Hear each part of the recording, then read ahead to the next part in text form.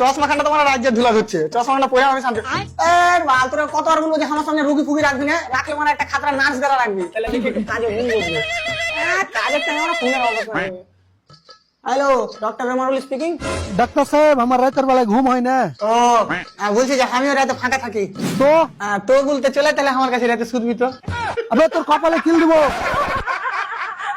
আর আমার কোনো কাজে লাগবে না। ডাক্তার বাবু আমার বেটা।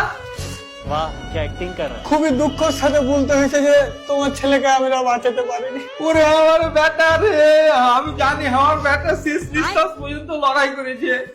শেষ নিঃশ্বাসের কথা তো বলতে পারবো না, কিন্তু যখন ওকে ভর্তি করতে নিয়ে আসে তখন ওর সাথে আমার এবার মুখ ফাটাফাটি লেগে গেছিল। তোর মাথা ঠিক আছে তো? কেন?